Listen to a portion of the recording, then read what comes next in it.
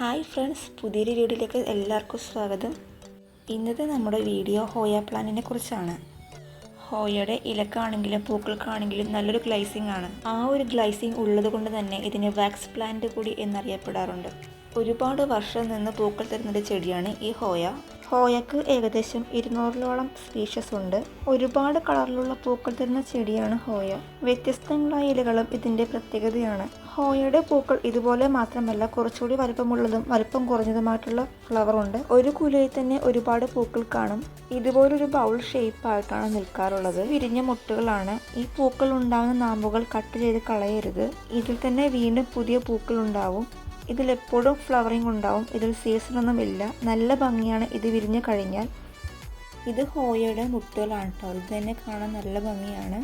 ഹോയയുടെ കമ്പുകൾ മുറിച്ചിട്ടാണ് നമ്മൾ പുതിയ ചെടികൾ പിടിപ്പിക്കുന്നതെങ്കിൽ ഏകദേശം 6 മാസം മുതൽ 1 വർഷം വരെ പൂക്കൾ ഉണ്ടാവാൻ സമയമെടുക്കും.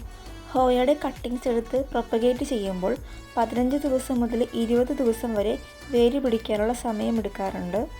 ഇനി ഇതിൻ്റെ കട്ടിങ്സ് അല്ലാതെ ലീഫ് വെച്ചിട്ട് പ്രൊപ്പഗേറ്റ് ചെയ്യാം. ലീഫ് വെച്ച് പ്രൊപ്പഗേറ്റ് ചെയ്യുമ്പോൾ അതിനകത്ത് ഒരു തൈ ഉണ്ടായി വരാൻ ഒരുപാട് സമയമെടുക്കാറുണ്ട്.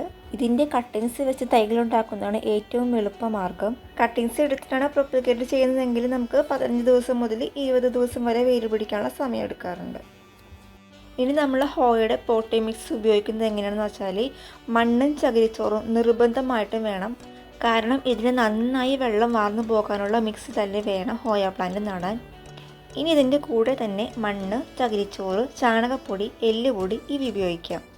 ചെടി നട്ട് ഏകദേശം 1.5 മാസം ആകുമ്പോൾ തന്നെ വള്ളി വീശി തുടങ്ങും.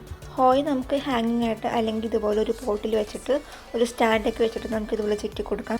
ഹോയയുടെ പോട്ടി മിക്സ് ഡ്രൈ ആവുന്നതനുസരിച്ച് വേണം നമ്മൾ വെള്ളം നനച്ച് കൊടുക്കാൻ. അപ്പോൾ ഇന്നത്തെ വീഡിയോ നിങ്ങൾക്ക് എല്ലാവർക്കും യൂസ്ഫുൾ ആവുമെന്ന് വിചാരിക്കുന്നു. വീഡിയോ ഇഷ്ടപ്പെട്ടാൽ ലൈക്ക് ചെയ്യാനും കമൻറ്റ് ചെയ്യാനും ഷെയർ ചെയ്യാനും മറന്നു പോകരുത്.